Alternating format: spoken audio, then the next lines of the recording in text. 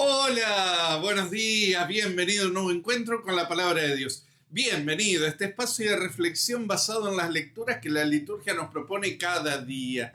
En vez de domingo, hoy celebramos la dedicación de la Basílica de San Juan de Letrán. La Iglesia nos invita a poner la mirada en este templo que históricamente es la primer basílica, es el primer gran templo dedicado para los cristianos.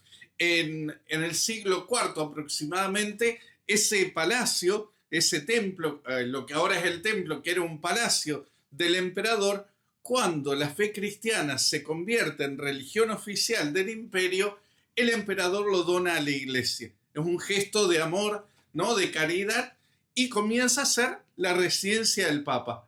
Por eso aún hoy la Basílica de San Juan de Letrán es la catedral del Papa. El Papa León es obispo de Roma y esa es su catedral, ¿no? Más allá de que vive en el Vaticano y que tiene el cuidado de toda la iglesia, pero como obispo de Roma, su catedral es la Basílica de San Juan de Letrán. Pero lo importante no radica tanto en la historia. Las lecturas de este día nos ayudan a entender cuál es el sentido del templo. Porque nosotros también tenemos templos. Y uno dice, pero tiene sentido, ¿no? De hecho, a veces algunos hermanos separados, algunos hermanos evangélicos nos echan en cara de que tenemos templos cuando Jesús dice que hay que adorar en espíritu y en verdad, que ya no hay templos. Pero el templo tiene la particularidad de ayudarnos a entrar en comunión con Dios. El simple hecho del edificio ya me dice que hay algo distinto en mi vida. El ir entrando en el templo me va predisponiendo a una relación distinta. Es verdad, yo puedo orar en la calle, yo puedo orar en mi casa, pero cuando yo voy al templo, yo descubro, me doy cuenta por la estructura, por la forma, por las cosas que acá hay algo distinto, que se me quiere hablar o que yo tome conciencia de una realidad que no está en mi habitación, que no está en mi casa, que no está en la calle. Y es la realidad del cielo, es la realidad espiritual. Por eso las lecturas van a ayudarnos en este sentido. Tal vez podríamos haberlas leído de otra manera, tal vez primera lectura, evangelio y segunda lectura, pero la clave es entender lo que las lecturas tratan de mostrarnos. La primera lectura del profeta Ezequiel, que es posterior al exilio, que es cuando se reconstruye el templo, nos muestra cómo Israel tenía conciencia que en el templo encontraba la vida de Dios. Ir al templo significaba alimentarme de esa agua que corría, que manaba, ¿no? Y que iba purificando, que iba dando vida, que iba transformando, que iba generando algo distinto. E Israel iba al templo a encontrarse con Dios para que le dé esa vida nueva. Bueno, esa realidad material de Israel, porque para Israel la clave era el templo, incluso hoy lo vemos como el pueblo de Israel va al muro de los lamentos, ¿no? Como recordando ese templo donde se encontraba con Dios. En el Evangelio Jesús hace un cambio.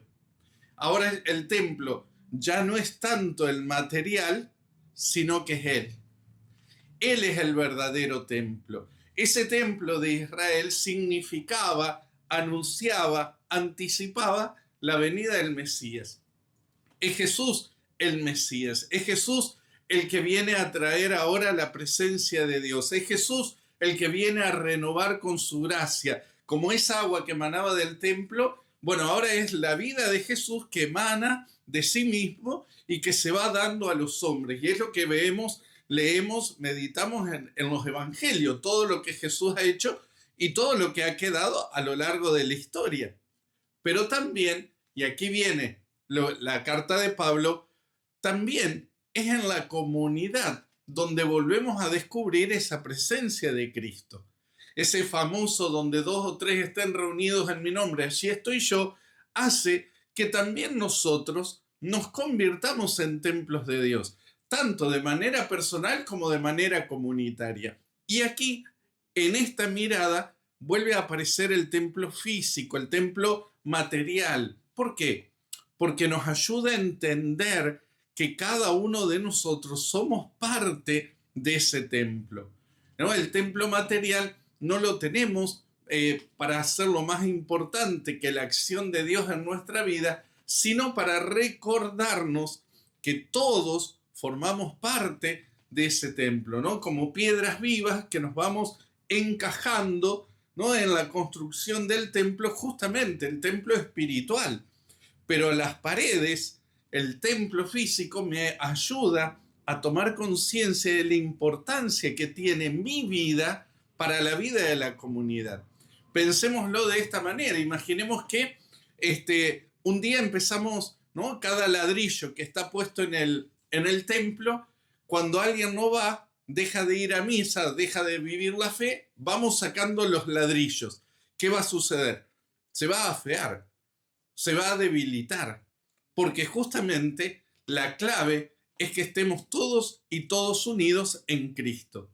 Por eso hoy la Iglesia nos invita a poner la mirada, a celebrar esta fiesta, justamente para que tomemos conciencia, en primer lugar, de que el verdadero templo, el que nos da la verdadera vida, solo es Jesús. Esto es fundamental, este es el principio. Pero ese Jesús se hace presente, sigue invitándonos a formar parte de este nuevo templo espiritual a cada uno de nosotros. Por eso cuando hoy vayas a la misa dominical y escuches las lecturas, te invito a que mires las paredes y pienses que cada vez que vos acompañás la vida de la comunidad, participando en la misa, rezando, trabajando en algún grupo apostólico, sirviendo a la comunidad en distintos ministerios, estás construyendo, así como fue construido ese templo material, estás construyendo el templo espiritual que nos lleva al reino de los cielos. Que tengas hoy un hermoso y bendecido día. Que el Señor te acompañe a lo largo de esta jornada. En el nombre del Padre, del Hijo y del Espíritu Santo. Amén. Chau, chau. Hasta mañana.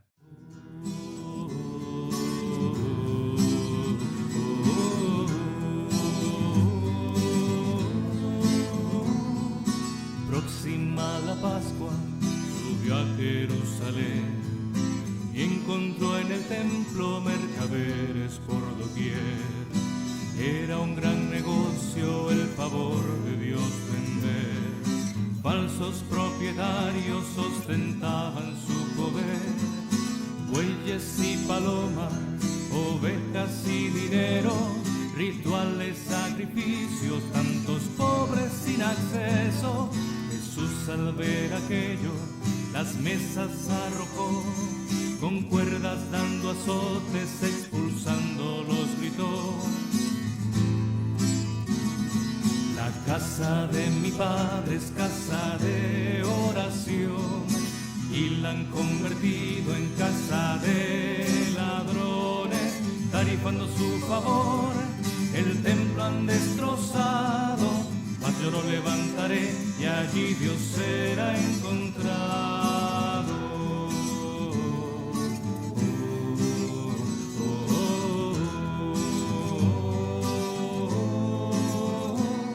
Tal como lo predijo, el templo un día cayó, pero al crucificado el Padre lo exaltó. En tan solo 3 días Jesús resucitó. Y es templo y es camino que nos conduce a Dios. Con Dios no se negocia comprando sacrificios. Él ve los corazones humildes y contritos. El templo más sagrado está en el corazón. Pobres y pecadores, si aman tendrán perdón. La casa de mi padre es casa de oración, y la han convertido en casa de ladrones, tarifando su favor, el templo han destrozado, mas yo lo levantaré y allí Dios será encontrado. El celo de tu casa me consume, nadie puede el perdón de Dios vender, pues Él por nuestras culpas ya ha pagado, y nadie más podrá Dios esconder.